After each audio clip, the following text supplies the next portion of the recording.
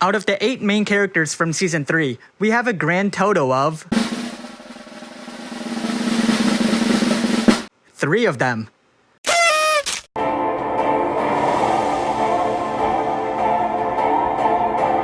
The first Season 3 protagonist that we should have gotten was Daisy.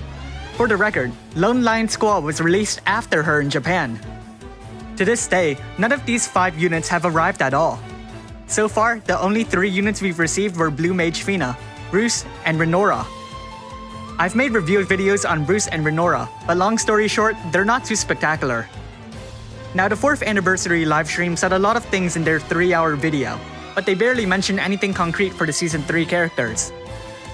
They did, however, give us this incredibly detailed image outlining their future goals. So, if we were to take this at face value, I believe we'll be getting the characters in 2030. But for now, let's quickly talk about each of these characters' roles. It won't be a detailed review, since I don't want to spend too much time on units that don't even exist in the global version, but I'll make sure to put in the necessary basics. First up, Blue Mage Fina. She's the Season 3 protagonist because Rain and Laswell are off riding chocobos. When she starts off, she's a subpar healer that's arguably worse than her Lotus Mage form. It'd be definitively worse once that one gets her Neo Vision form. But Blue here does bring some new tools to the table, like an ability that increases your team's limit burst gauge fill rate. Her limit burst is fairly decent if you don't have a dedicated supporter. Her blue magic could have been useful if she could have dual casted it. Okay, moving on. The first protagonist that should have appeared is Daisy. She's a unit that had the special star symbol like Tyro and Noctis, but it's pretty clear that she's basically a physical tank. Though admittedly, she does have abilities that are more oriented towards offense, more so than Awakened Warrior of Light. She lacks most of his healing abilities, but players might find themselves attracted by the fact that she can dual cast all of her abilities, unlike Warrior of Light.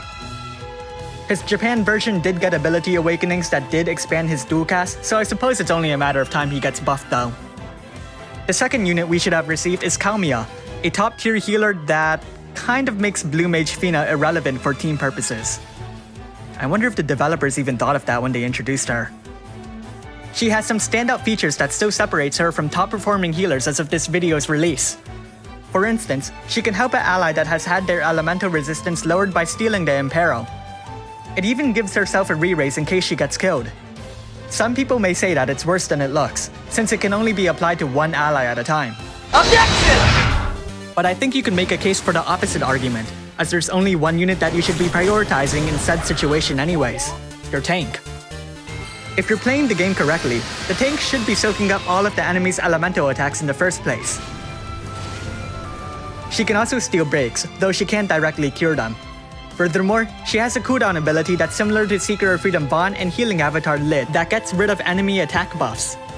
Finally, she can cure the zombie ailment, though she can only do so for one ally at a time. After that is Poppy, a supporter that was hyped to be a must-pull unit. But then she never came. Regardless, the hype for her was definitely well warranted. She had the usuals of a good supporter: high levels of on-demand mitigation, provided a high boost in stats, made your team immune to breaks, and gave the situational killer buff. But she also provided some specific support as well.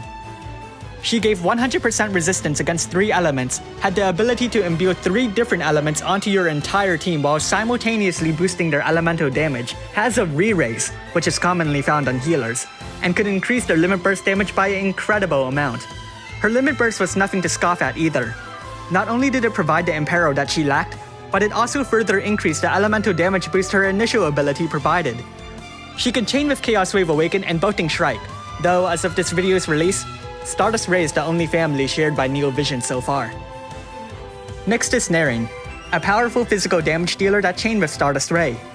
Her Trustmaster reward provided a good amount of attack, as well as a Guts buff. She's an incredibly self-sufficient attacker that utilized wind and water attacks. Not much else to say here though. She doesn't provide anything for the rest of her team, so as far as I'm concerned, she's much more easily replaced. Finally, there's Cleo, a short girl who sucker punched Sephiroth and stole his katana. She uses Stardust Ray Chains as well, though she can switch between fire, ice, and dark attacks, making her a lot more versatile than other damage dealers.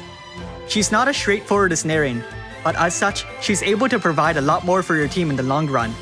She can cure Stop, Charm, or grant a killer buff, all while increasing her own damage. But though the last two units have respectable amounts of damage, they can't really compare to the World Buster that is Rain or the fan favorite that is Cloud. It only makes sense, as they're stuck at 7 stars while the other two are Neo Vision units. Daisy can be a good physical tank, though players that have Awakened Warrior of Light might not see a reason to get her. There's certainly no reason to explicitly chase her just because she can go on the offense. Kamia and Poppy would be excellent units if they were released as of this video's release date, though they certainly wouldn't be the standout units that they were on their initial release date. As such, as a free-to-play player myself, I don't see much reason in saving for them, especially when they're not entering the field anytime soon. But wait, think about it. Why would they delay the arrival of the Season 3 characters? Bruce and Renora were released after the girls in the Japanese version, yet we've already gotten them with little to no change. Here's a possibility. What if the girls are becoming Neo Vision units? What if they're waiting for their character development to kick in Season 3 to unveil a Neo form as their brave shift, so that they can stand on par with the Neo Vision units that we're slated to get? If so, maybe there might be a reason to save, to get Daisy, Kaumiya, Poppy, Nering, Cleo, Blue Mage Fina. Yeah, there's no way they'll make the free unit good.